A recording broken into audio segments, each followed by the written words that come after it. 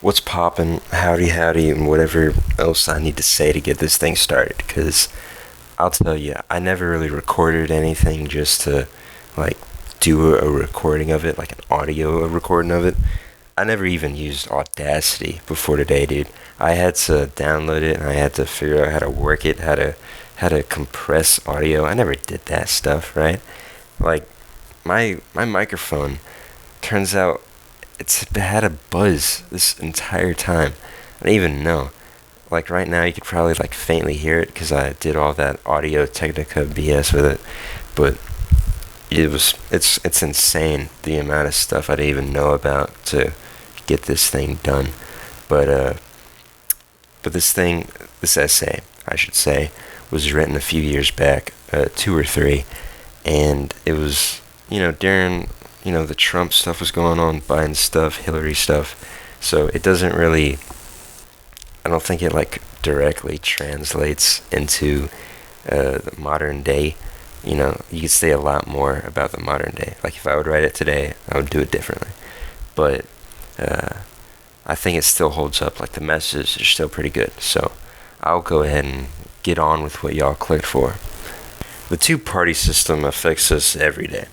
With me being in the South, it's common to see a Trump bumper sticker or flag flying in the wind.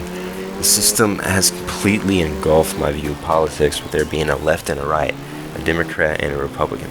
Now, whichever side you're on, that is the side of true America, and the other is a plague. That's the viewpoint we all have. At least us still trapped in that cage. Now, as I got into what the parties are for and how they affect the country, I couldn't help but wonder, is this the way to do it? I'm not a fan of getting into politics or controversial stuff. You look on political channels like Fox and CNN, and they're just hammering people for their thoughts. They're not even happy about it. The only time they're happy is when they win an argument, and I wouldn't even call that being happy. That's more like giving your ego a boost. Now, there is a problem with staying out of every argument. You do need to worry about what is going on in your government and be educated about it. It is the government for the people, of the people, and by the people.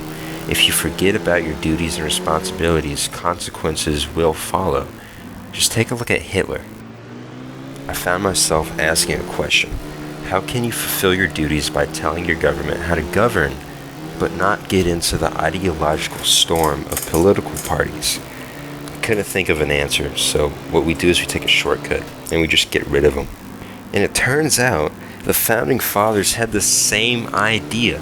George Washington wrote in his farewell address, the, quote, alternate domination of one factor over another, sharpened by the spirit of revenge, natural to party dissension, which in different ages and countries have perpetuated the most horrid enormities, is itself a frightful despotism.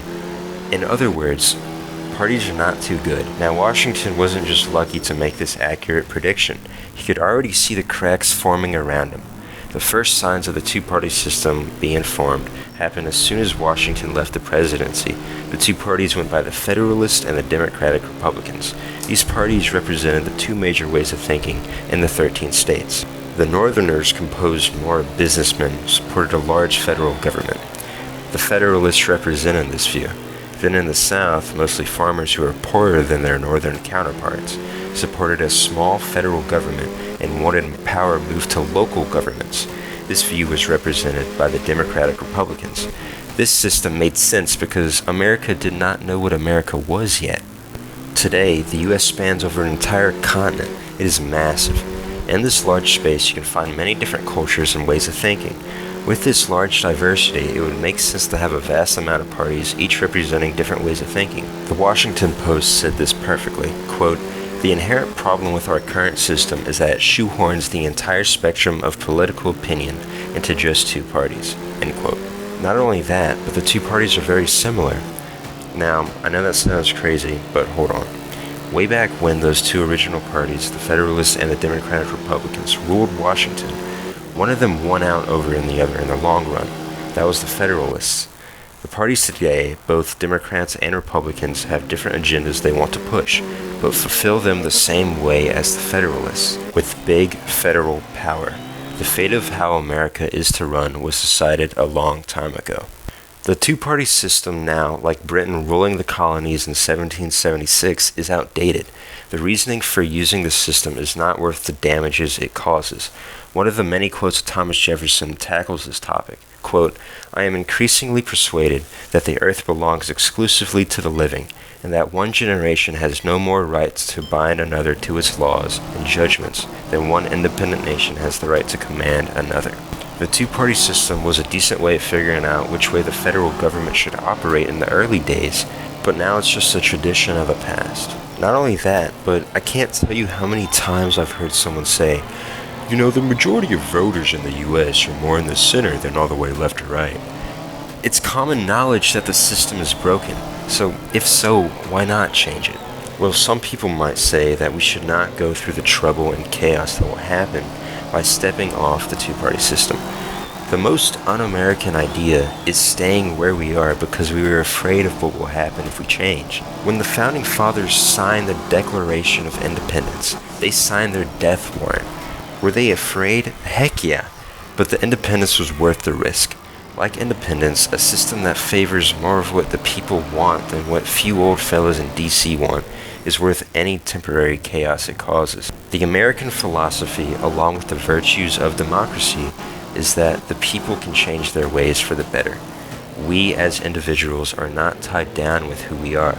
America is where you can be anyone. The people and the societies they create change, and our government should change with them.